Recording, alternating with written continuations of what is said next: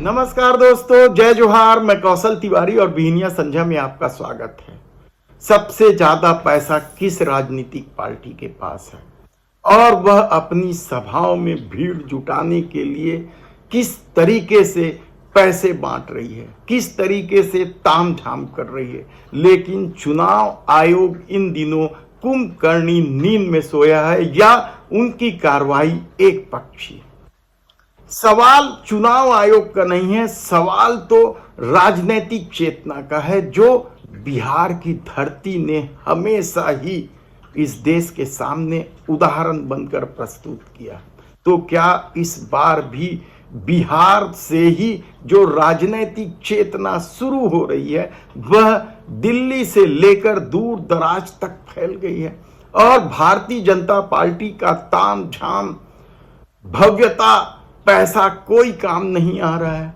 यदि आप देखेंगे या सुनेंगे तो हैरान हो जाएंगे कि किस तरीके से राजनीतिक चेतना ने भारतीय जनता पार्टी और मोदी सत्ता की नींद उड़ा दी है, क्योंकि जो खबरें आ रही हैं वह साफ संकेत दे रही हैं कि लोकतंत्र में जनता को उल्लू समझना खुद को उल्लू साबित करना है। और ऐसे कई उदाहरण सामने आए भी हैं कि जब जब सत्ता गुरूर में आकर पैसे के दम पर और पावर के दम पर चुनाव को अपने पाले में कर लेने की कोशिश की है, तब तब जनता खड़ी हो गई है और उन्होंने उन लोगों को सबक सिखाया है। कई उदाहरण हैं, 77 के चुनाव से लेके 91 के चुनाव तक।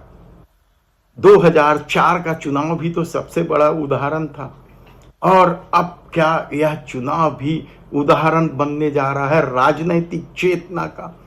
क्योंकि पिछले दिनों जिस तरीके से दिल्ली में रोड शो के दौरान एक मतदाता ने जो भारतीय जनता पार्टी का गमछा ओढ़े, झंडा उठाए, जिस तरीके से भरी रैली के दौरान ही पत्रकारों से पूछे सवाल पर कहते रहा कि वह भले ही इस रैली में आ गए हैं पैसे के लिए, लेकिन वोट तो वो कन्हैया कुमार को ही देंगे।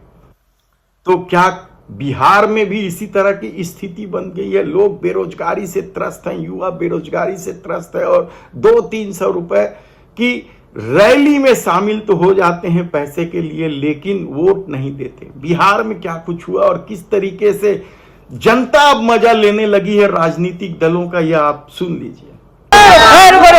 वोट किसको दीजिएगा इस बार? हम ऑलरेडी कांग्रेस है, हमारे यहाँ कांग्रेस पे देंगे। कांग्रेस को दीजिएगा? हाँ। अब मोदी जी के रैली में आए, रैली में नहीं आए, हम झंडा लिया 300 रुपया मिला है तो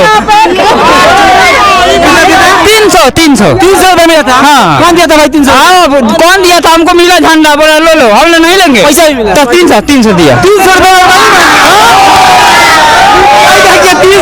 रैली में है, 300 रैली में नहीं आए, रैली में नहीं, हम से थोड़ी होता है वोट। मोदी की सभा के दौरान जुटाई गई भीड़ का यह संकेत क्या साबित कर रहा है या क्या खेल दिखा रहा है? आप खुद समझिए कि किस तरीके से लोग इस सत्ता से परेशान हैं, किस तरीके से बेरोजगारी चरम पर है, लेकिन सत्ता को शर्म नहीं आती। वह अब भी कहते नहीं घूमती कि कोई बेरोजगारी नहीं है और ना ही उनके समर्थक तो उदाहरण दे देंगे कि काम है लेकिन मजदूर नहीं मिलते हैं।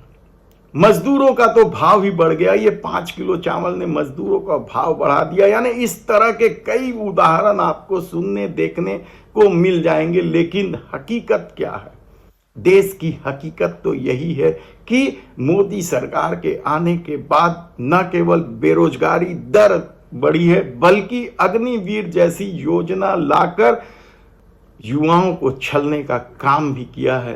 यही नहीं, पेपर लीक के कितने ही मामले, और सब केवल उन्हीं सरकारों में क्यों हो रहा है या तो जो डबल इंजन के हैं या एनडीए की सत्ता। लेकिन राजनीतिक चेतना क्या इस दौर में भारतीय जनता पार्टी को भारी पड़ने वाला है? हालांकि उन्होंने पूरी कोशिश की, कांग्रेस ने तो आरोप ही लगाए कि यूनिवर्सिटी से लेकर संवैधानिक संस्थानों में सब जगह भारतीय जनता पार्टी यानी मोदी सरकार आरएसएस और संघ से जुड़े लोगों को बिठा रही है। उसके बाद भी यदि राजनैतिक चेतना इस तरह से सामने आ रही है तो यह न केवल भारतीय जनता पार्टी बल्कि दूसरे दलों के लिए भी सबक होगा।